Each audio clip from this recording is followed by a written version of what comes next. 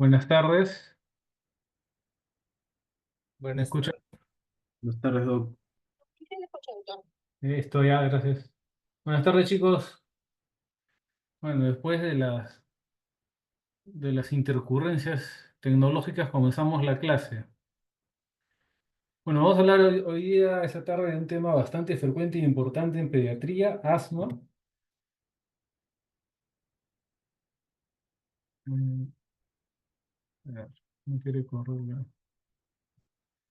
Entonces, el asma es definida de acuerdo al GINA como una enfermedad heterogénea. Es una enfermedad heterogénea que se caracteriza por la obstrucción de la vía aérea. Y la característica principal es que esta obstrucción no es fija, va variando en el tiempo, va variando también en intensidad.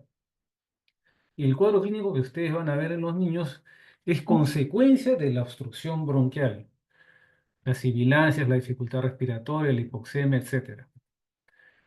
Y la prevalencia de asma, años pasados ha ido en incremento, ¿no? Esta es una tendencia de la prevalencia de asma hasta los 90.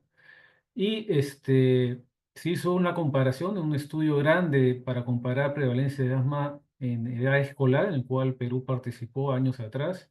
Y fíjense ustedes, no sé si ven mi cursor, ¿lo ven? ¿Me Sí, confirman? doctor. Sí, doctor. Fíjense ustedes dónde está Perú, ¿no? Un poco detrás del Reino Unido, que es el que tiene mayor prevalencia de asma.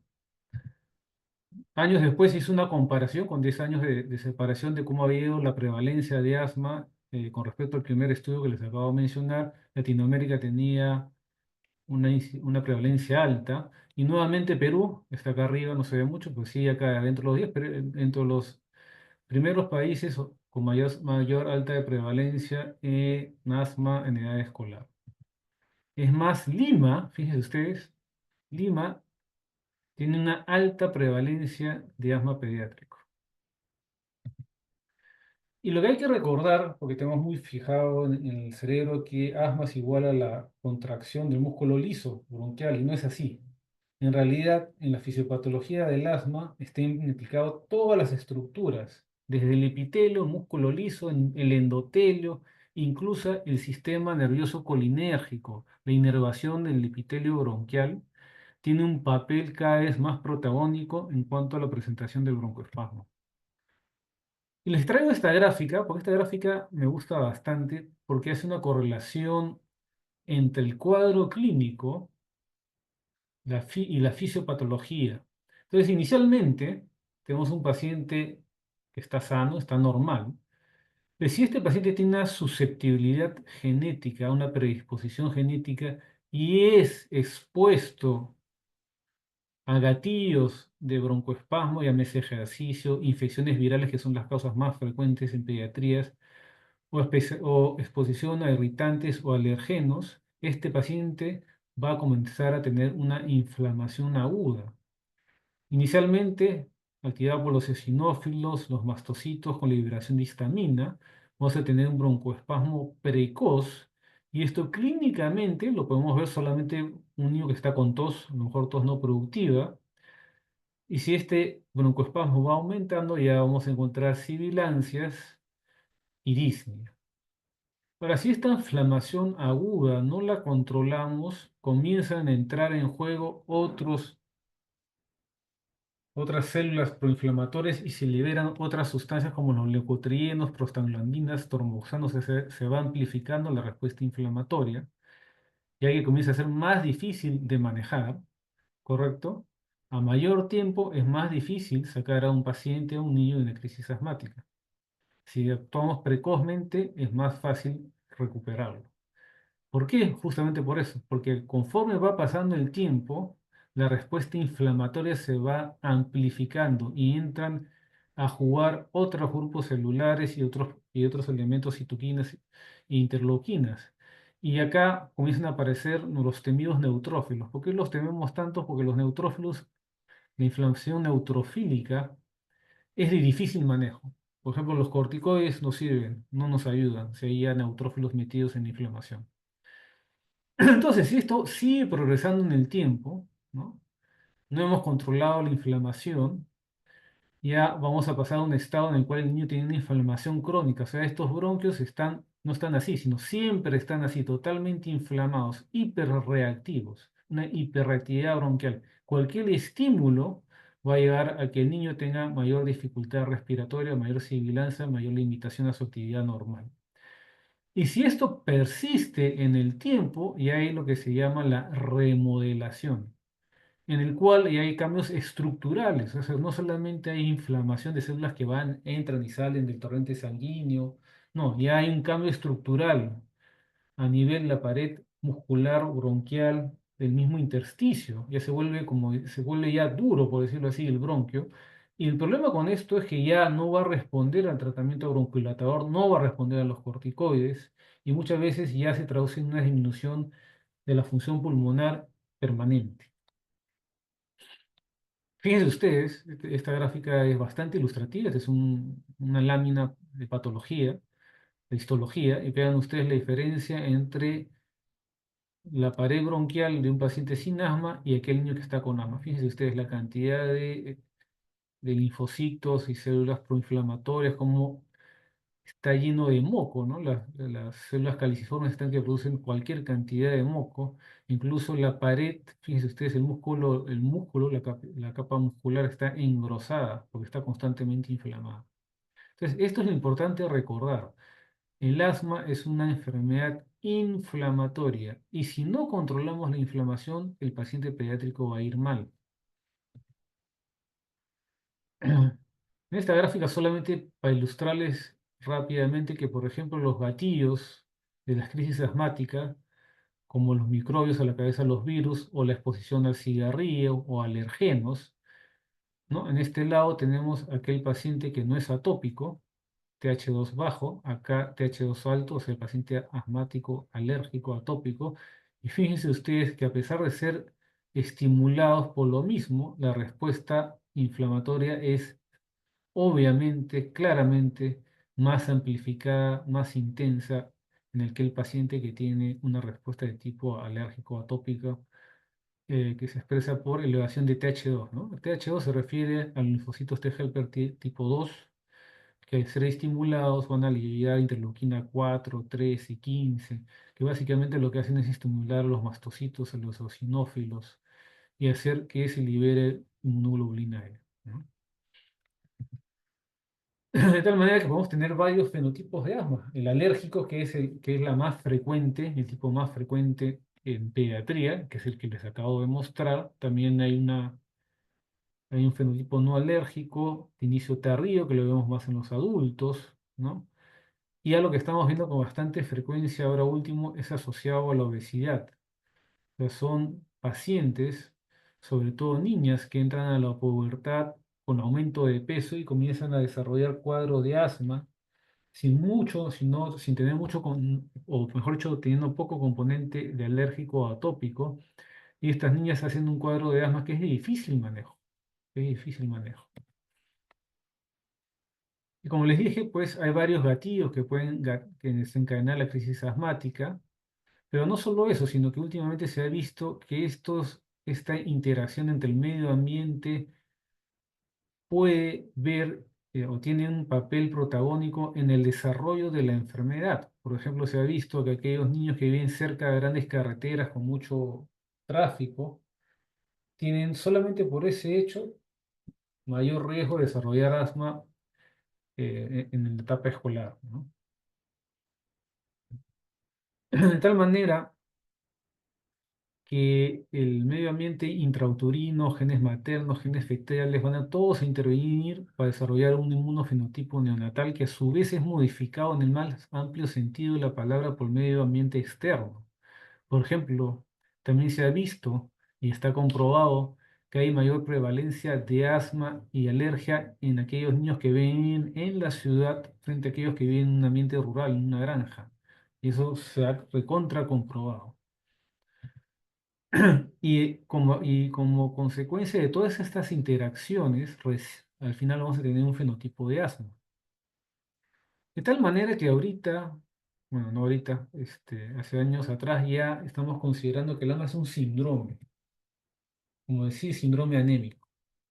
que va a tener características fenotípicas, o sea, características que nosotros podemos observar, medir, ¿no? Si seguimos con el ejemplo de anemia, va a ser un niño que va a estar hipoactivo, pálido, y le hacemos un examen de sangre y vemos que efectivamente tiene la hemoglobina baja. Pero esto a su vez engloba endotipos, y endotipos se refiere a fisiopatología, o si seguimos con el ejemplo de la anemia, ¿cuál es la causa de la anemia? Porque esto va a depender va a depender de qué tratamiento le vamos a dar y qué tan efectivo va a ser. Por ejemplo, si tenemos a un niño con una hemoglobina baja y le damos suplemento de hierro, la mayoría va a mejorar, porque la mayoría de la anemia que tenemos en el país es ferropénica o nutricional, pero puede haber un grupo de pacientes que no mejora nada o mejora muy poco. Entonces puede ser que estemos frente a anemia falciforme o algún otro tipo de anemia que no tenga que ver con el aspecto nutricional. Lo mismo sucede con el asma. Pero lo más importante cuando hablamos de asma en pediatría es hacer un adecuado diagnóstico diferencial. Hay muchas patologías que dan cuadros similares al asma y lamentablemente vemos llegar al consultorio pacientes tratados con asma y tienen otra enfermedad no tratada y a veces ya llegan con un estadio muy avanzado de esa enfermedad que nunca fue diagnosticada y fue erróneamente tratada, ¿no? Por ejemplo, bronquiolitis. Bronquiolitis es el broncoespasmo que sucede en niños menores de 2 años o 1 año, depende de la literatura que ustedes revisen, y es consecuencia de la agresión de un virus. No son asmáticos. Esos pacientes van a crecer y nunca más van a tener broncoespasmo. Muchas veces hemos visto casos de neumonía o tuberculosis o tos convulsiva que han sido tratados como asmáticos. Un montón de veces tuberculosis. Ojo, nunca se olviden de esta patología. Todo peruano tiene derecho a hacer tuberculosis y la tuberculosis fácilmente puede pasar como asma. Tanto es así que, por ejemplo, los que están rotando en el hospital ven que en el consultorio de asma estamos con la mascarilla N95 y eso lo estamos usando desde Mm, antes, ¿aló? Y eso lo estamos usando desde antes de la pandemia, porque había muchos pacientes que iban a consultorio de asma y en realidad tenían tuberculosis. La displasia broncopulmonar, que también puede cruzar con tos y sibilancias y dificultad respiratoria, pero esto es una consecuencia de la prematuridad. Y estos niños van a dejar de tener este problema conforme vayan creciendo. No podemos pensar, por ejemplo, en asma en un niño de menos de un mes de edad y que tiene, por ejemplo, dificultad respiratoria desde el nacimiento. Ahí lo primero que tenemos que pensar es que ese niño nació con una malformación congénita. Pacientes que tienen sibilancias pero con gran cantidad de broncorrea, ¿no? Son pacientes que han tenido bronquiectasias o tienen bronquiectasias o fibrosis quística, que es una enfermedad que estamos cada vez reconociendo más en el país. Cosas más raras como la isquemia ciliar primaria también pueden cursar con sibilancias, o puede ser inclusive que el cuadro supuesto de asma no tenga que ver nada con el aparato respiratorio, sino sea una consecuencia de una patología del aparato digestivo, como el reflujo gastroesofágico, o aquellos pacientes que tienen una secuela neurológica post-TEC severo, post una meningitis tuberculosa, quedaron secuelados y su mecánica de la dilución ha quedado alterada y estos pacientes tienen sibilancias y tos porque se están aspirando, ¿no? Y también nos recordar que hay inmunodeficiencias, cosas más raras que van con sibilancias, con tos, y que también el aparato cardiovascular, sobre todo pacientes con insuficiencia cardíaca congestiva, pueden ir con sibilancias. Más de una vez hemos ido a la emergencia y hemos encontrado pacientes que están en insuficiencia cardíaca, los están nebulizando con beta 2. Y al hacer eso, lo único que estamos haciendo es empeorar la insuficiencia cardíaca. Así que chicos, diagnóstico diferencial muy importante. Después de descartar otras enfermedades, recién pueden etiquetar al paciente como asmático. Entonces, ¿cuándo sospechar de asma? Y es un esquema sacado del INA, ¿no? Cuando generalmente tienen un cuadro clínico compatible, sibilancias, tos, tisne, sensación de opresión torácica, y estos síntomas varían en el tiempo, varían en la intensidad, suelen empeorar con las infecciones virales, suelen empeorar en la noche, suelen empeorar cuando el niño hace ejercicio, y obviamente cuando está expuesto a alergenos. También cuando llora o cuando tiene mucha risa, el niño puede ser broncoespasmo. Si no tenemos un cuadro compatible, obviamente que es un diagnóstico diferencial. Si tenemos un cuadro compatible, una historia clínica compatible y un examen físico detallado que nos apoye el diagnóstico, la siguiente parte es tratar de hacer un estudio objetivo para confirmar el diagnóstico. Y acá entra la espirometría, que es la prueba que más utilizamos. Y la espirometría es un examen en el cual se compara la función pulmonar antes y después de poner un broncodilatador y ve si hay una diferencia significativa. Si es así, o sea, si tenemos cuadro clínico, examen físico compatible y lo confirmamos con una espirometría, no hay vuelta que darle, ese paciente tiene asma y lo tratamos. Obvio que la espirometría no es infalible, a veces hay que repetirla. Si tenemos la espirometría, definitivamente no contribuye al diagnóstico, hay que buscar también un diagnóstico diferencial. Y el otro escenario es que conozcamos al paciente en urgencia, que es lo que más frecuentemente van a ver ustedes. Ahí el paciente llega, hacemos obviamente una historia clínica detallada, ven los antecedentes, inician el tratamiento, el rescate de asma, que vamos a ver más adelante y ven que el paciente mejora. Entonces el paciente tiene cuadro clínico, tiene historia clínica y encima han hecho lo que llamamos nosotros una prueba terapéutica. O sea, el paciente ha respondido, ha mejorado, ha salido de la crisis y eso también es válido para confirmar un diagnóstico. Bueno, la espirometría está, yo creo, a la mano en cualquier sitio. Es un método económico de corta duración, pero no solamente sirve para el asma, sino también, no solamente sirve para el asma, sino también para otras patologías, y no solamente para el diagnóstico, sino también para el seguimiento.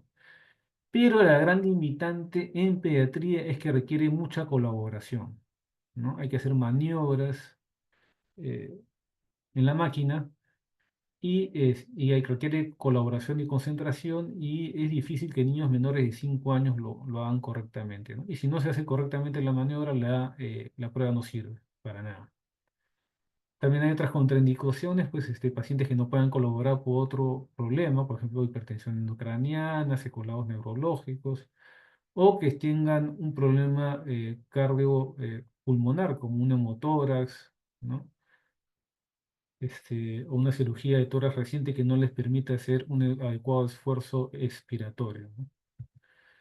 Pero ¿qué hacemos con los niños pequeños? Que es el grueso de pacientes que vemos en pediatría, o sea, aquellos menores de 5 años que no pueden hacer la espirometría. Y acá les enseño los fenotipos de lactantes y preescolares con sibilantes. Este ya es, fíjense ustedes, el año del estudio, este es un clásico. Los fenotipos han ido aumentando, pero básicamente en pediatría son los mismos, ¿no? O sea, en pediatría podemos ver niños que tienen sibilancias desde que nacieron, ¿no? Y cuando se les sigue hasta la edad escolar, siguen haciendo sibilantes y tienen signos de atopía, ¿no? Entonces se llaman los persistentes atópicos, son los asmáticos verdaderos, algunos le dicen así. Tenemos otro grupo de niños que comienza a sibilar desde que nacieron, pero a los 6 años dejan de hacer sibilancias, hiperreactividad bronquial. Y aquellos niños que son los transitorios precoces, nacen con broncoespasmo, pero a los 3 años, cuando la diera ya creció, dejan de tener sibilancias, ¿no? Acá vamos a encontrar, por ejemplo, a los niños con bronquiolitis, ¿no? Cogen un virus, se inflama el bronquio, como el bronquio es de pequeño calibre, van a sibilar, pero conforme esta viera crece con ellos, por más infecciones que tengan o virus entren, la inflamación no va a ser tan grande porque el bronquio es más grande y no van a tener sibilancias, desaparecieron las sibilancias. Y la pregunta es si estamos en este punto frente a cuál de los tres grupos estamos, porque eso va a depender si vamos a catalogar al paciente como asmático y va a depender de eso también si le vamos a dar o no tratamiento.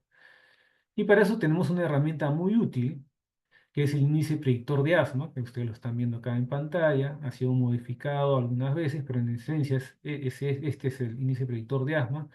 Dicho sea de paso, fue hecho por un peruano que radica en Chile, el doctor José Antonio Castro Rodríguez, que es peruano, trabaja en Chile, y hizo este estudio cuando hacías neumología pediátrica en Estados Unidos. Entonces, aquel paciente que tiene un índice predictivo positivo, ¿no? Va a tener 7 veces más riesgo de desarrollar asma atópica en la edad escolar, ¿no? Tenemos criterio de entrada es 3 o más episodios durante los primeros 3 años de vida de sibilancias y el diagnóstico lo hacen con un criterio mayor o dos menores, ¿no? Criterios mayores, diagnóstico médico de dermatitis atópica o asma en los padres. Criterios menores, sibilancias no asociadas a infecciones virales, porque eso puede ser una bronquiolitis, rinitis alérgica, eosinofilia, inmunoglobulina E elevado. Y el GINA también pone este cuadro que si ustedes se ponen a pensar es básicamente lo mismo que lo que les acabo de mostrar. Es decir, en niños pequeños menores de 5 años, cuando pensar que estamos frente a asma. Entonces, aquellos niños que tienen síntomas como tos, sibilancias, disnea, menos de 10 días, menos de 10 infecciones respiratorias, 2 a 3 episodios por año, no más de eso, probablemente no tengan asma, sobre todo si no tienen síntomas entre estos episodios.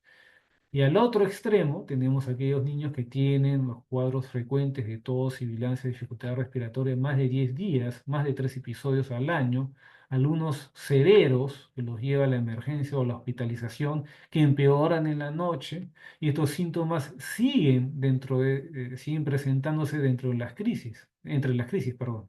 Estos pacientes siempre están tosiendo, siempre están sibilando, cuando corren, juegan, no pueden jugar igual que los otros niños, ¿no? Y encima tiene signos de sensibilización atópica, o sea, tienen dermatitis, te estornudan en las mañanas, les pica la nariz, les pica los ojos.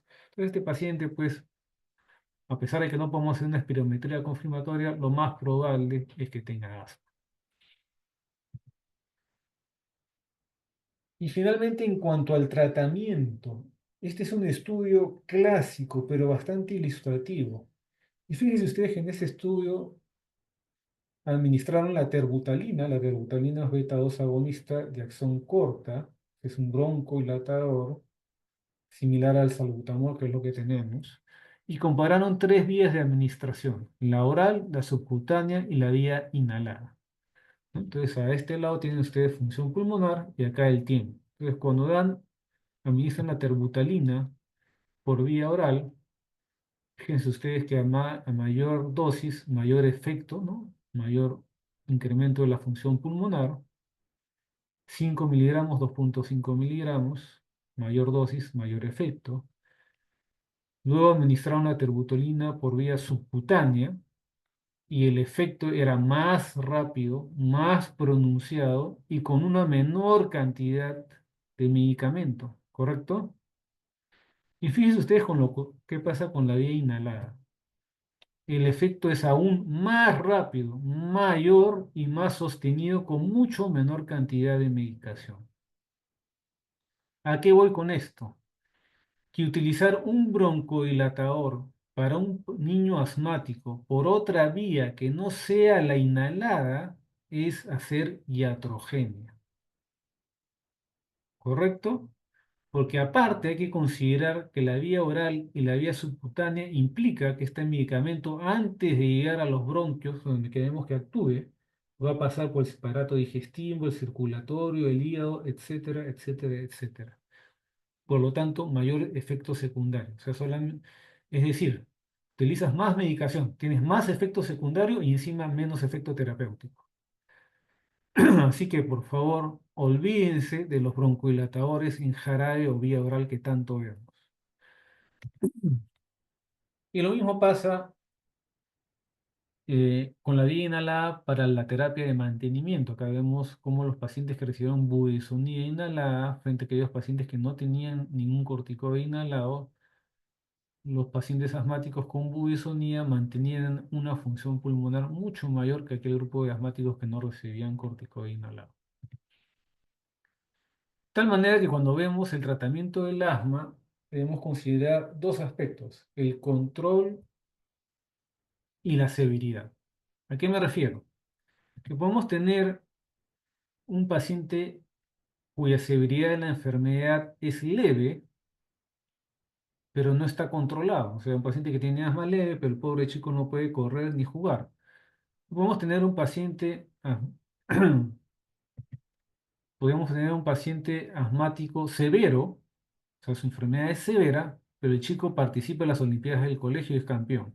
La diferencia entre uno y otro es que el segundo está controlado, está recibiendo un tratamiento adecuado y es adherente al tratamiento. ¿correcto? Son dos aspectos, la severidad de la enfermedad y el control que refleja que el paciente está recibiendo un tratamiento adecuado y lo está cumpliendo. Y es por eso que actualmente el paciente asmático severo, el niño asmático severo, tiene que tener una vida normal, tiene que hacer deporte. Eso de que no puede correr, no puede jugar, no puede bañarse, ya pasó a la historia. No existe, no debería existir. Tanto la severidad como el control incluyen dos aspectos: el daño actual, que es la frecuencia de las crisis, de los síntomas, y cada crisis tiene, una repercusión en la función pulmonar. La función pulmonar de ese niño va a seguir cayendo con cada crisis. El riesgo futuro es de la posibilidad de que este niño continúe conociendo las crisis en el futuro. Cada crisis cae, como les digo, implica una caída de la función pulmonar. Y si esa inflamación, esa caída de la función pulmonar y por lo tanto la inflamación no se controla, como lo vimos en el gráfico anterior, va a llevar a un fenómeno de remodelación que es irreversible. Entonces el GINA, para el manejo del asma y guiar el manejo del asma a largo plazo, el tratamiento de mantenimiento, se basa en un cuestionario que básicamente revisa, observa, o uno tiene que detallar si el paciente tiene síntomas diurnos, limitación a la actividad, síntomas nocturnos, necesidad de usar un salbutamol para aliviar los síntomas y seguir haciendo su actividad. Y en aquellos niños que tienen función pulmonar o colaboran con la función pulmonar, tener una función pulmonar normal. Entonces, si todo esto es positivo, es decir, no tiene síntomas, la función pulmonar está bien, no requiere salbutamol, el paciente está controlado. Y en el otro extremo, es el paciente no controlado que tiene tres o más de los cualquiera de estos aspectos afectados en las semanas previas a la evaluación. Entonces, si tenemos un paciente controlado por un buen tiempo, podemos comenzar a reducir la medicación, porque la idea es controlar o tener al paciente asmático un adecuado nivel de vida y adecuadamente controlado con la menor cantidad de medicación posible, ¿no? Esa es la idea, ese es el objetivo. Entonces, conforme el paciente está controlado, uno comienza a desescalar o bajar la dosis de tratamiento. En el otro extremo, si el paciente está no controlado, obviamente tenemos que ir a utilizar mayor dosis de medicación.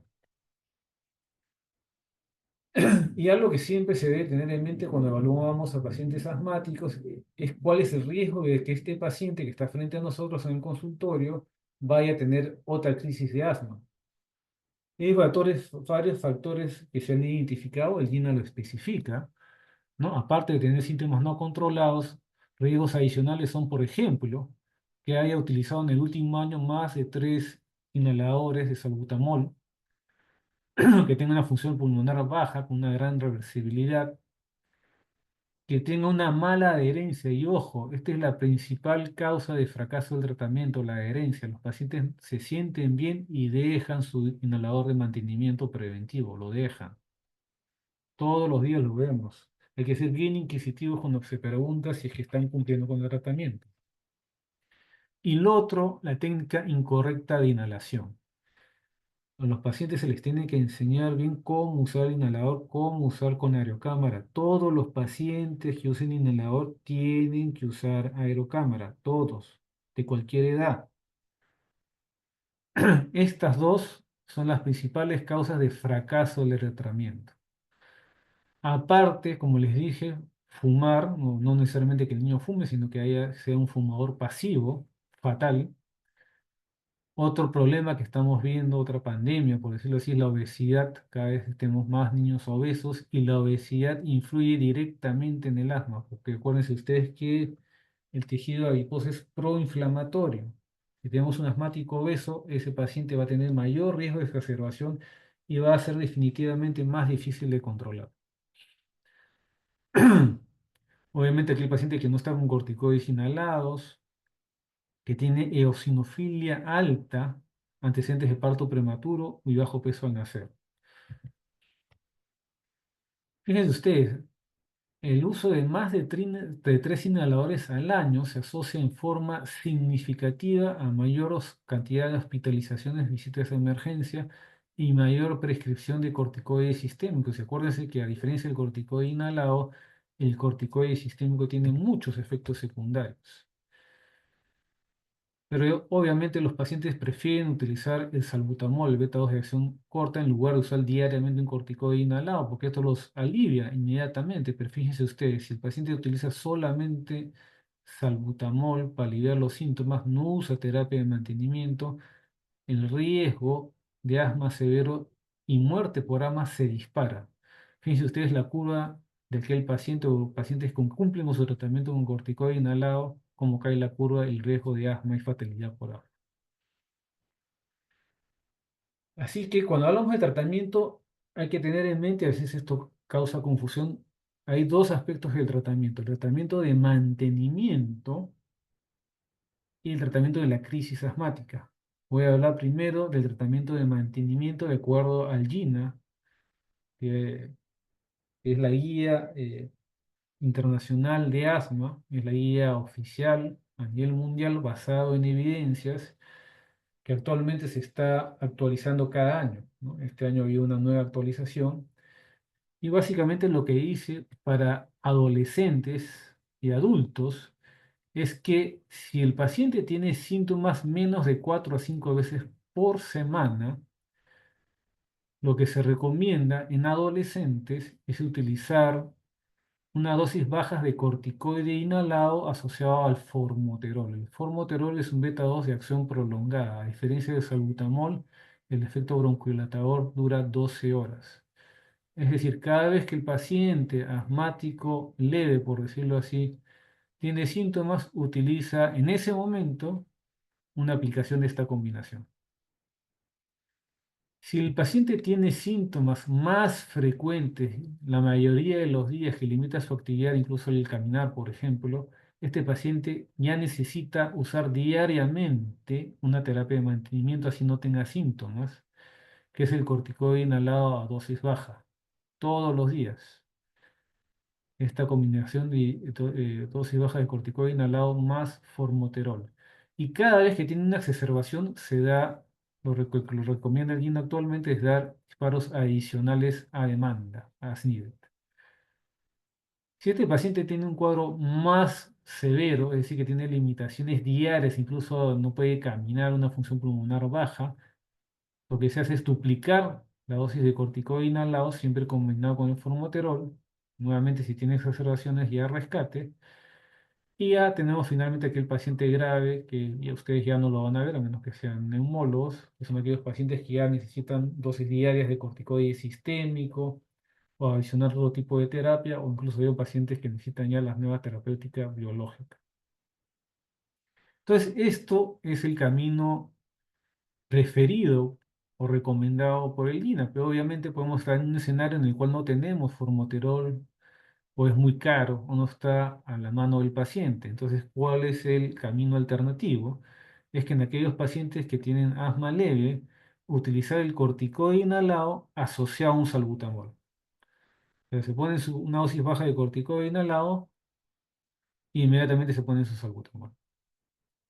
Igual, si el paciente tiene síntomas frecuentes, por lo menos 2 veces al mes, pero menos de 5 veces al día, es un paciente que ya requiere una terapia permanente de mantenimiento con corticoide inhalado a dosis baja. Puede ser beclometasona, puede ser budesonida, puede ser fluticasona. Si aún así, si el paciente no se controla o tiene síntomas más frecuentes, se duplica la dosis de corticoide inhalado o la otra alternativa es asociar un beta 2 de acción prolongada. Si aún así es un paciente que tiene síntomas diarios frecuentes con limitación funcional, ya se utiliza dosis medianas o altas de corticoide inhalado, tratando de asociar a un beta 2 de acción prolongada. Y en todas estas etapas, como rescate, lo que se utiliza, si es que no está disponible esta combinación, es un corticoide, perdón, un beta 2 de acción corta, es decir, el salbutamol, cada vez que tenga síntomas, ¿no? Ese es en el adolescente. En el niño escolar de 6 a 11 años, lo que dice el GINA es que si tiene síntomas menos de 2 veces al mes, o sea, un asmático leve, lo recomendable es utilizar dosis bajas de corticoide inhalado asociado al salbutamol, cada vez que se siente mal. Si es un niño que tiene síntomas 2 veces al mes o más, pero no diarios, entonces lo recomendable y lo que debería hacerse es que este niño sí tiene que usar diariamente un corticoide inhalado a dosis baja, diariamente, esté bien o no. Si es un niño que tiene síntomas la mayoría de los días que limita su actividad, entonces ya necesita utilizar o un corticoide inhalado a dosis medianas o si está disponible la combinación de corticoide inhalado con beta-2 de acción prolongada como el formoterol. Si los síntomas son diarios con una función pulmonar disminuida, ya tenemos que utilizar dosis altas de corticoide inhalado o una dosis mediana de corticoide inhalado con la asociación con beta-2 de acción prolongada. El último paso ya es referirlo al especialista. Y finalmente, ¿qué pasa con los niños menores de 5 años? Acá sí no ha habido muchos cambios, pero cuando los síntomas son infrecuentes, solamente asociados a infecciones virales, no hay síntomas entre crisis, ¿no? Que podría ser una bronquiolitis, acá lo único que se utiliza es un beta de acción corta si es que hay necesidad.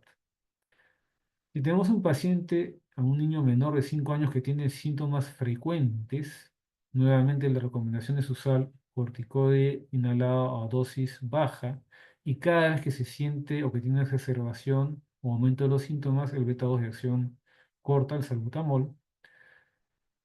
Si aún así el paciente tiene síntomas frecuentes, el siguiente paso es duplicar la dosis de corticoide inhalado y hasta ahí se queda. Si el paciente es un paciente que no se controla con una dosis mediana alta de corticoide inhalado menor de 5 años, debería ser referido a un especialista para hacer más estudios. ¿Qué es el GEMA? El GEMA es la guía española, que también es muy aceptada. Básicamente lo mismo, ¿no? En el primer, aquellos pacientes asmáticos leves que tienen síntomas intermitentes de vez en cuando, cada vez que tienen síntomas, usan beta-2 de acción corta o la combinación de salbutamol con corticoide inhalado o formoterol con corticoide inhalado. Si ya tiene síntomas frecuentes, la elección es usar corticoides inhalados a dosis bajas. Si son síntomas moderados o severos, dosis bajas, pero en combinación con un LABA. Y si aún así son pacientes que empeoran o que tienen síntomas que limitan la actividad física diariamente, lo recomendable en el GEMA también es utilizar dosis medianas de corticoide inhaladas, o sea, a un lado. Pero lo que más les interesa a ustedes y lo más práctico que deben de tener en mente es cómo manejar o cómo enfrentar a un niño con crisis asmática o exacerbación asmática, que les lleva básicamente a emergencia. Entonces, lo primero es catalogar. Estamos frente a un niño con una crisis asmática leve, moderada, severa o casi fatal. Y para eso tenemos el índice, el Pulmonary Score, que es este de acá. Fíjense ustedes que solamente es clínico, no necesita ninguna instrumentación, nada especial. Esto lo pueden tener en su celular o pegado en la emergencia. Se evalúa tres parámetros: frecuencia respiratoria, sibilancias y uso de músculos accesorios, básicamente el esternocleidomastoideo. Menores de 6 años, mayores de 6 años. ¿Para qué nos interesa esta diferencia? Porque las frecuencias respiratorias varían con la edad, menos de 30 o menos de 20. Entonces, ustedes toman la frecuencia respiratoria, bien si tienen sibilancias, en qué momento tienen las sibilancias, y si hay o no uso de músculos accesorios. Y hacen una sumatoria del puntaje con un mínimo de 0, un máximo de 9, y ya tienen catalogado al paciente si es que es un asmático leve, moderado o severo. Si tienen pulsoxímetro, si tienen pulsoxímetro, también pueden catalogarlo como asmático leve, moderado o severo, depende de la saturación. Entonces, el pulmonary score, si el paciente hacen esta sumatoria y tiene hasta 3 puntos, es una crisis asmática leve. Si hacen la sumatoria, tiene de 4 a 6 es moderado y más de 7 para arriba es un paciente con una crisis asmática severa. Pero ¿qué pasa si tienen, por ejemplo, hacen el score clínico y tienen un paciente con un score de 3, pero satura menos de 91? ¿Están frente a un paciente asmático, están frente a una crisis leve o grave? Grave, Está grave. La grave, exacto. Al revés también. Si tienen un paciente que viene con una temperatura más de 94, 98% y tiene un score de 8, ¿es leve, una crisis leve o grave? Grave. Grave, exacto. Lo peor es lo que vale. Es más negativista, pero bueno, así es. Y hay criterios de severidad. Hay pacientes que ni siquiera tienen que hacer el score, ¿no? Por ejemplo, tórax silente. Viene el paciente con toda la historia de asma, ponen el estetoscopio y no escuchan nada. Tórax silente. Es el peor panorama que pueden tener, ¿ah? Lo peor que les puede pasar. ¿Por qué? Porque eso refleja que el paciente está con una crisis tan severa que el aire no entra. Y ahí, si no entra el aire, ¿cómo le ponen la medicación? ¿Cómo lo inhalan? ¿Cómo lo nebulizan? Terrible, ¿eh? Terrible escenario. Ustedes ven tórax silente y ya tienen que estar llamando al intensivista. Otro criterio de severidad, sin puntaje, sin nada. Paciente que viene, palpan el cuello y sienten burbujas, ¿no? Enfisema subcutáneo. ¿Qué quiere decir? Fuga de aire. Crisis asmática severa. O ocultan y en el lado derecho escuchan sibilancias inspiratorias y expiratorias y en el otro lado no escuchan nada. Ese paciente probablemente está con un neumotórax, asma severo. Pacientes que vienen con compromisos de sensorio, asmáticos, compromisos de sensorio fatal también, correr a buscar al intensivista. Atelectasias masivas, obviamente la hipoxemia marcada y agotamiento. ¿Cómo podemos saber si un paciente asmático está agotado? Por ejemplo, viene un niño escolar con toda la historia que tiene una crisis de asma hace 2 días con sibilancias audibles, la mamá le dice que está silbando, es asmático de toda su vida, le ha puesto salbutamol, no mejora, y le toman la frecuencia respiratoria de ese paciente escolar y tiene una frecuencia respiratoria de 10. ¿Qué quiere decir? ¿Está mejor o está peor? Está peor, se ha cansado. Exacto, está peor, está agotado. Ya se agotó ese niño, ese paciente también, camino directo a la UCI. Ahora, ¿qué medicación utilizamos para sacar a los niños de la crisis asmática? La cabeza, el más importante, beta 2 de acción corta. Inhalado, inhalado nuevamente. Prohibido usar beta 2 agonista o bronquilatadores en jarabe. Prohibido, debía desaparecer eso, no existe, no debería existir.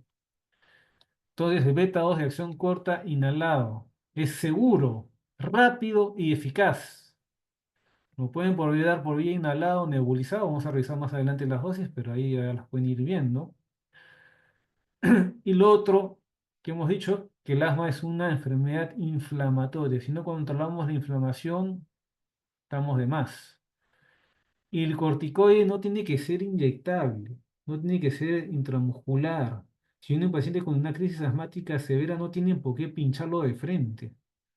Si está tolerando la vía oral, usen la vía oral. Porque ¿qué va a pasar con el niño asmático que ya viene ya asustado porque no puede respirar, porque está sibilando? Y encima vienen ustedes con el mandil, algunos más feos que otros.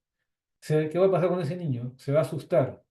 Si se asusta, va a ser más broncoespasmo. Y si encima vienen y viene una enfermera y le pone su inyección o lo canaliza, esa crisis asmática va en ese momento a empeorar de todas maneras, de todas maneras. Entonces el corticoide vía oral, a menos que sea un niño que tiene trastorno del sensorio y se puede aspirar, o sea un niño que por la misma crisis asmática está vomitando, no tolera la vía oral. ¿Correcto? Cuanto menos molesten al niño asmático, más fácil lo van a sacar. Si el niño se pone irritable, el bronquio se cierra más. Entonces vamos a usar la vía oral la prednisona, que es lo que más tenemos a la mano, 1 miligramo por kilo dosis. Habitualmente en las crisis damos de 5 a 7 días, a veces 3. Y la metilprednisolona sí que utilizamos vía endovenosa, pero cualquier corticoide les voy a mostrar más adelante de estas diapositivas, los corticoides que podemos utilizar. El bromuro hipatropio también por vía inhalada, es un anticolinérgico, es económico, es seguro, lo que hace es relajar la musculatura lisa, sobre todo la musculatura lisa de la vía aérea central, los grandes bronquios. Entonces la idea es hacer sinergismo con el salbutamol. Ojo, el bromuro hipatropio no reemplaza el salbutamol. Lo principal son estos dos. Esto es la base, el pilar del tratamiento de la crisis asmática. Si no tienen esto o no utilizan esto, estamos en nada. El bromuro de hipatropio es un coayudante, hace un sinergismo con el salbutamol. y se utiliza para aquellas crisis moderadas a graves. Cuando se utiliza en combinación con salbutamol en aquellos pacientes con crisis asmática moderada o severa, se ha visto que al utilizar el bromuro hipatrópico hay menos posibilidad de que este paciente termine hospitalizado. Hay forma nebulizada que no existe en el país, la forma nebulizada no existe, pero sí tenemos el inhalador de bromuro hipatropio, que viene de 20 microgramos, ¿no? El sulfato de magnesio es otro medicamento que también utilizamos, pero en crisis asmáticas moderadas a severas en los cuales no ha fallado todo lo que les acabo de mencionar, o sea, no mejora con el corticoide, ni el salbutamol, ni el bromuro. Se utiliza una sola vez en aquellos pacientes con asma grave, una sola dosis en la emergencia. La dosis es de 25 a 50 miligramos por kilo, algunos dicen hasta 70, pero lo que todos coinciden es que máximo es 2 gramos. La ampolla trae 2 gramos, máximo 2 gramos. Y tiene que ser en una infusión lenta, ¿no? El paciente tiene que ser monitorizado porque puede hacer hipotensión. Es una sola dosis, no son cada 4, cada 6 como vemos hasta ahora que algunos colegas utilizan. Entonces, este cuadrito lo he sacado del GINA de este año, tal cual, ¿no? Dice manejo inicial de la crisis asmática en menores de 5 años. Lo primero es ver si el paciente está con hipoxemia, porque lo primero que tenemos que hacer es dar oxígeno suplementario si el paciente está hipoxémico. Acuérdense ustedes que el oxígeno también es un broncodilatador, tiene un efecto broncodilatador. Segundo, el beta 2 de acción corta, el salbutamol inhalado con espaciador, siempre con espaciador a cámara, no se olviden de eso. Entonces ellos dicen que debe administrarse de 2 a 6 puff, 2 a 6 disparos en la primera hora y después de la hora ver si hay respuesta o no.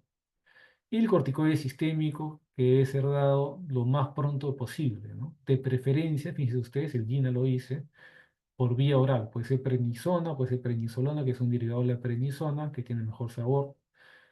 La dosis es igualito, ¿no? La dosis es igual. Prednisona, prednisolona, la dosis es exactamente igual, 1 miligramo por kilo. Si es que no mejora después de la primera hora de tratamiento, por lo que acabamos de ponerle, se añade el bromuro hipatrófico. Ellos ponen de 1 a 2 puff cada vez que usen el inhalador. Y por último, el sulfato de magnesio que ya se los acabo de mencionar, ¿no? Acá ellos hablan de sulfato de magnesio inhalado, la verdad que no lo usamos mucho, preferimos utilizar la vía endovenosa. Acá ven ustedes el salbutamol, las dosis, por ejemplo, que usamos en inhalación. Salbutamol, el inhalador con aerocámara, 2 a 8 inhalaciones, ¿no? Durante la primera hora cada 10 a 15 minutos. Si utilizamos el bromuro hipatropio, igual 4 a 8 inhalaciones cada 10 a 15 minutos en la primera hora de rescate. O sea, van juntos, ponen el salbutamol, 2 a 8 disparos, inmediatamente 4 a 8 disparos y en ese momento de bromuro hipatropio. La vía oral, el corticoide, perdón, el corticoide sistémico, ya sea vía oral o endovenosa, de preferencia, como les digo, vía oral. Hablan también de corticoides inhalados como el fluticasona o budesonida para rescate. Pero fíjense ustedes, la dosis que tendríamos que dar son dosis bastante altas para rescate, ¿no? Y de hecho, pues utilizar el corticoide sistémico es igual o más efectivo que utilizar el corticoide inhalado. Y el sulfato de magnesio que ya lo hemos mencionado. Este es el YEMA, como el YEMA sugiere manejar las crisis asmáticas. Si es una crisis asmática leve, dar salbutamol 2 a 4 inhalaciones cada 20 minutos durante la primera hora, se reevalúa. Si el paciente mejora, se va a la casa. Si no mejora o empeora, van a estar ustedes frente a una crisis asmática moderada grave. Y esto es el escenario que ustedes tienen que aprender a manejar, lo que más frecuentemente van a ver en la emergencia, ¿no? Entonces hacen su score clínico, está saturando bajo, el score sale moderado a severo, inmediatamente ustedes comienzan con el salbutamol, 4 o 8 inhalaciones cada 10 a 15 minutos durante la primera hora, ¿no? Inmediatamente dan ustedes su primera dosis de corticoide, de preferencia vía oral, ¿no? Y inmediatamente dan también el bromuro hipatropio, igualito, 4 o 8 inhalaciones cada 10 a 15 minutos. Y evalúan a la hora si hay o no respuesta. Y el paciente grave, ese paciente, el tratamiento inicial hasta que venga el intensivista o puedan derivarlo a un centro de mayor complejidad es el mismo. Oxígeno, salbutamol más tripatropio, corticoide sistémico. Pueden considerar usar el sulfato de magnesio. Puede ser que ustedes estén en un sitio alejado, no estén en una institución y tienen sulfato de magnesio en la mano, lo ponen. ¿Correcto? Acá les he hecho un esquema más resumido, más fácil de acordarse. Entonces, si tenemos un asmático leve, ese paciente se va a ir a su casa, se va a su casa con salbutamol, 2 a 4 disparos, cada 4, cada 6 horas, más su corticoide sistémico, y con la indicación de que debe ser visto por consultorio a más tardar en 48 horas. Donde más se van a encontrar ustedes es acá, en el paciente asmático moderado a severo. ¿Cómo lo tratan? Primero, oxígeno. Si está saturado, tienen que darle oxígeno suplementario. Segundo, salbutamol, el beta 2 agonista, con aerocámara, 4 a 10 puff cada 10 minutos por 1 hora, más su primera dosis de corticoide sistémico de preferencia por vía oral. Lo reevalúan a la hora. El paciente no ha mejorado. Hacen exactamente lo mismo, pero le añaden ya el bromuro de patropio. Ahí vamos ya 2 horas. A las 2 horas, ustedes tienen que decidir si el paciente ha mejorado, se va a su casa, o si está igual o peor, tiene que hospitalizarse. Si está peor, obviamente, ese es un paciente que pasa a la UCI. ¿Pueden ir ganando tiempo? Sí. Pueden añadir ahí en ese momento, si lo tienen a la mano, el sulfato de magnesio. Entonces, nuevamente, fácil, rápido. Ponen el puntaje, comienzan el tratamiento. Si está desaturando, oxígeno. Segundo, salbutamol. Cada 10 minutos, 4 a 10 disparos, más una primera dosis de corticoide sistémico, de preferencia vía oral. No ha mejorado, añaden el bromuro y patropio, otra hora. No ha mejorado, se hospitaliza. O si empeora, añaden sulfato de magnesio y ya están haciendo la coordinación para que pase a UCI. ¿Sí? Nada complicado. Ahora, si les gusta a ustedes el tema, ¿qué más se puede hacer si el paciente no mejora? Si el paciente no mejora, lo que se hace, por ejemplo, es nebulizaciones continuas. O sea, ya no cada 10, cada 20 minutos, no. Ya usas nebulización, pones el salbutamol, el buterol es igual que el salbutamol. Lo pones en el aparato para nebulización y se acaba y lo vuelves a llenar, se acaba y lo vuelves a llenar, y así lo tienes al paciente. Puedes dar, si no mejora, puedes dar una dosis adicional de sulfato de magnesio. Si aún así no mejora, hay que dar ya beta 2 agonista por vía endovenosa. Y ese es un problema porque no lo tenemos en el país. Hay la terbutalina y también hay salbutamol endovenoso. Esto se aplica pues para el caso que les dije al inicio, ¿no? Ese paciente que viene con tórax silente, que por más que lo nebulices, como está cerrado no va a entrar, no va a llegar el medicamento broncodilatador a la periferia. Entonces hay que hacerlo llegar por otra vía y si está justificado utilizar la vía endovenosa. Pero obviamente, pues, para usar terbutalina o salbutamol endovenosos, ese paciente tiene que estar monitorizado, ¿no? Hay que ver cómo va la frecuencia cardíaca, porque va a ser taquicardia, se va a disparar de todas maneras. Es un beta 2 agonista. Puede ser hipertensión, etcétera. Entonces, nuevamente, crisis asmáticas, ¿cómo se utiliza cuando ustedes deciden nebulizar al paciente? Ojo que es igual de efectivo nebulizar o usar el inhalador con la aerocámara.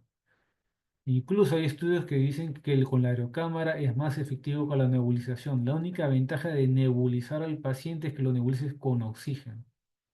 No hay otra ventaja. ¿Sí? Los corticoides sistémicos, lo que más usamos es la prednisona. Habitualmente usamos 1 mg/kg día.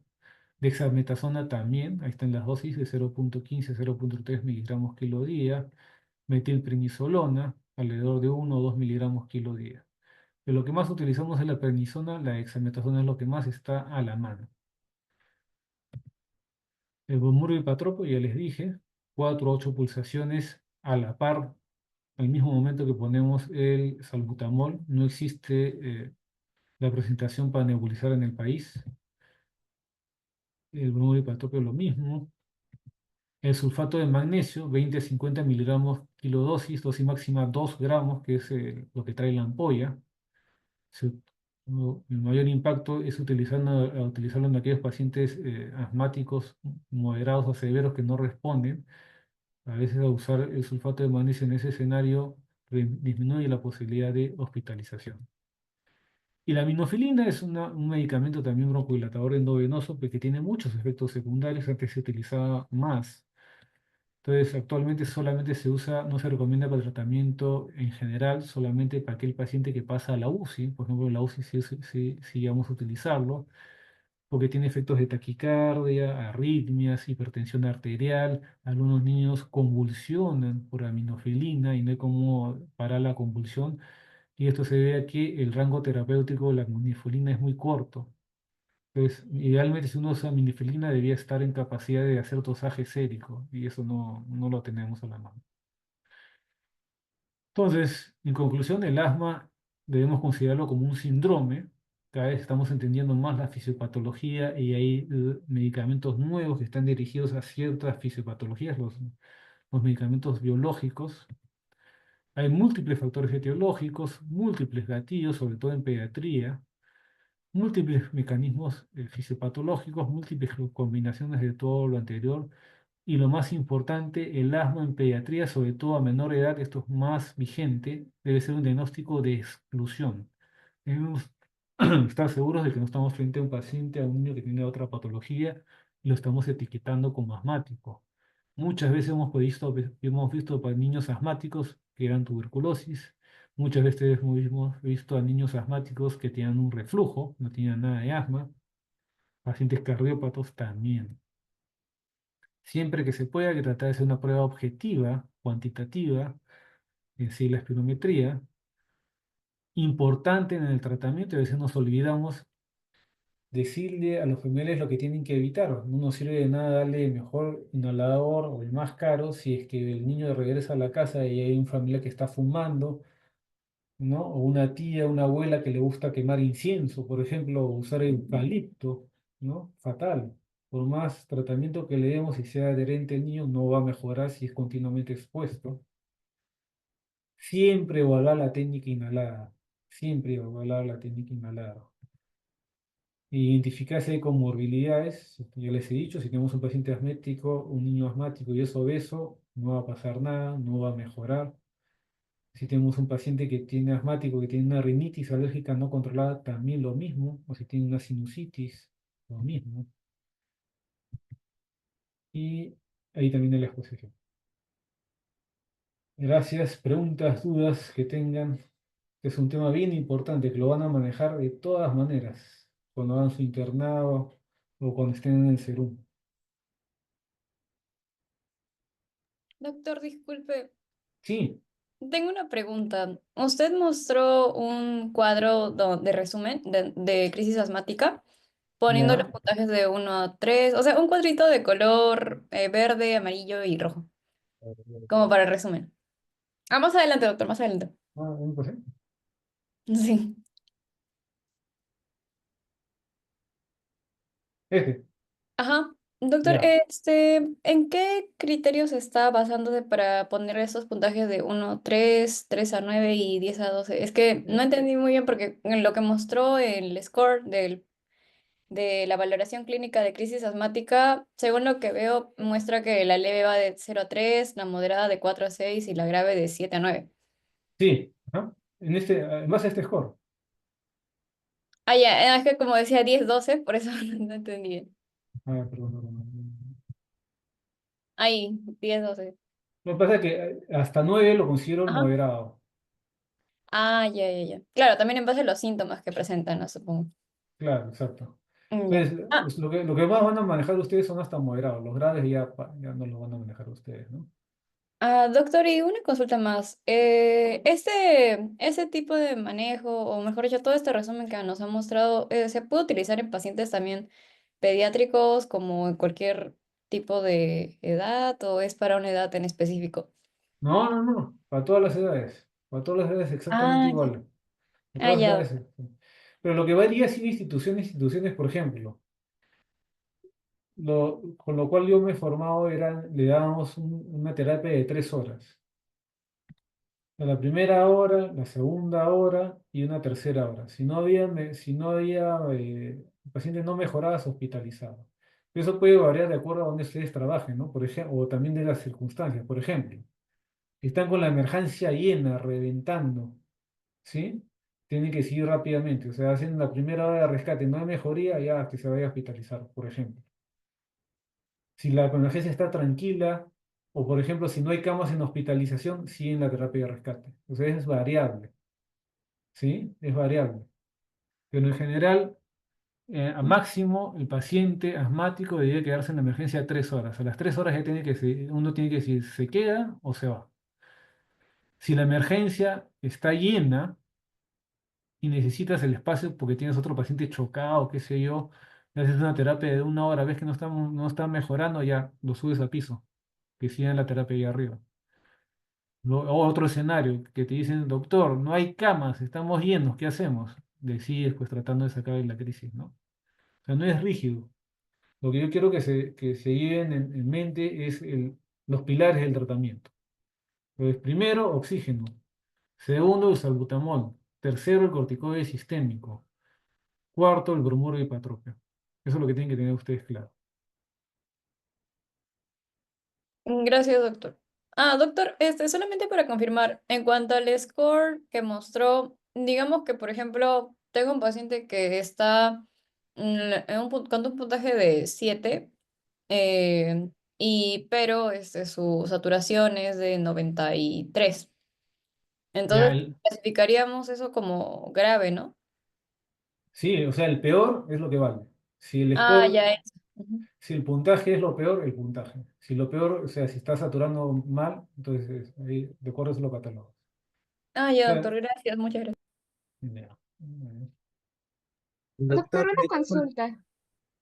Sí, En una diapositiva me parece la que puede seguir la siguiente, un cuadro rojo que está más atrás, em, en la evaluación del nivel de gravedad, justamente ese cuadro, aparte de, bueno, ahí dividen la crisis, también me he dado cuenta según el PES o el BEF1, ¿no?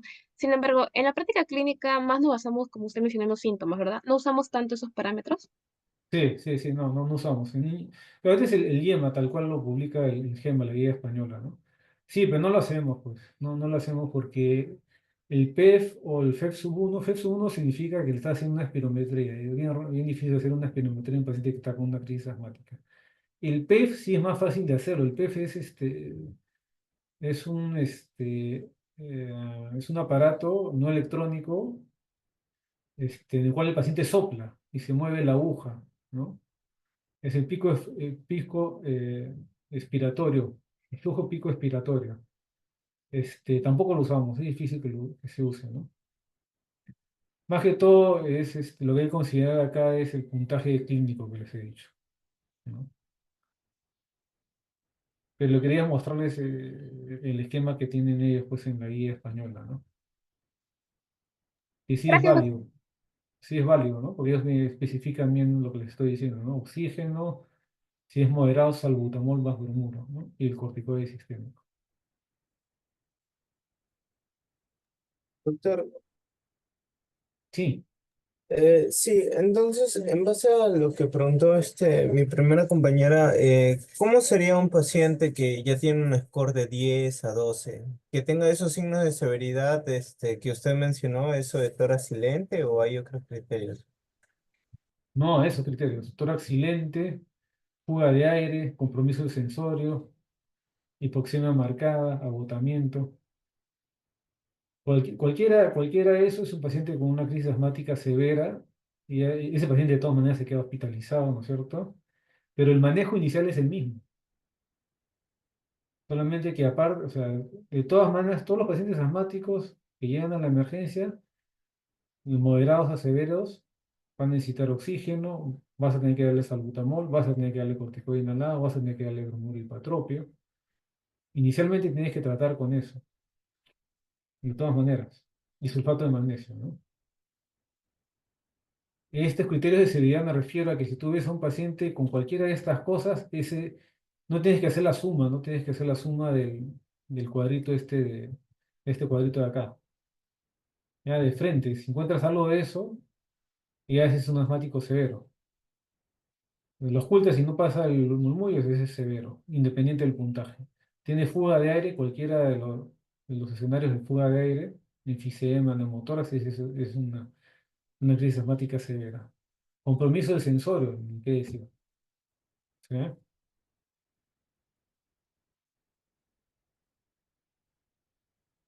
Doctor, y en cuestión de saturación, para que sea considerado para mandarlo a UCI, ¿cuánto sería? Menos del 91 ya es un paciente con una crisis asmática grave. Y un paciente con crisis asmática grave ya podrías considerar mandarlo a la UCI, pero ojo, este es cuando ha entrado el paciente, ¿no es cierto? Cuando entra el paciente, ya es un paciente grave, ya le vas avisando al intensivista, pero ya comienzas a hacer el tratamiento de la terapia de rescate. Entonces puede ser que a la hora que acabas la terapia de rescate, ya tienes que hacer nuevamente el score, tienes que volverlo a saturar, lo reevalúas al paciente. Puede ser que ya no sea grave. ¿Sí? Claro, porque hay muchos pacientes que hacen la primera hora de terapia y mejoran. Ese es el objetivo, por eso tienes que evaluarlo a la hora. No es que este paciente, ojo, este paciente se va a caer con ese score ya de por vida, no. Justamente ese es el valor del score. Dar el diagnóstico inicial de la severidad del cuadro en forma objetiva, numérica, y después evaluar a la hora si es que ha respondido a un tratamiento. Y eso también sirve para las guardias. Pues ustedes no se van a quedar con el paciente hasta que se va de alta, probablemente ya es cambio de guardia. Entonces no van a decir, me parece que el paciente ha mejorado. No. Ustedes dejan en su evolución, paciente ingresó con un score de 8. A la hora tenía un score de 4. Entonces el colega que entra dice, ah, ya, ahora tengo un paciente con una crisis asmática moderada. Llegó severo, pero ahorita a la hora ya es moderado. Y decido qué hago. ¿Lo hospitalizo o a lo mejor puedo y le hago una segunda o tercera hora de rescate y a lo mejor pasa a ser un asmático leve y lo mando a la casa? Entonces, eso nos hemos acostumbrado. Las evoluciones, tanto en emergencia como en hospitalización, cuando tengan niños asmáticos, hay que poner como parte de la evolución, así como ponemos frecuencia respiratoria, cardíaca, etcétera, el score de la crisis de asma y obviamente la saturación. Porque eso nos sirve para ver si el paciente está mejorando o no de una forma objetiva. ¿Sí?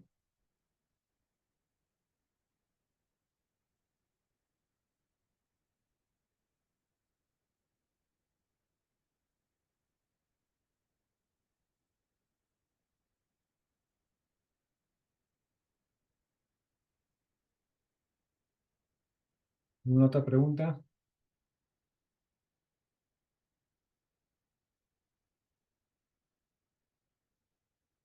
Oh, claro, doctor. ¿No, claro? ¿Sí? Doctor, gracias. Sí.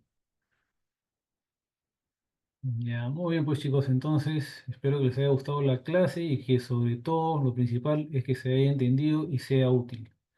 De todas maneras, yo creo que en todas las sedes hay un taller, hay un seminario de crisis asmática, ¿no? Entonces ese taller sáquenle el jugo, ¿no? Muy bien, Listo, pues doctor, chicos, muchas gracias. listo, cuídense, Doctor. hasta luego. Gracias, doctor. Gracias, doctor. Muchas gracias, doctor. Hasta luego.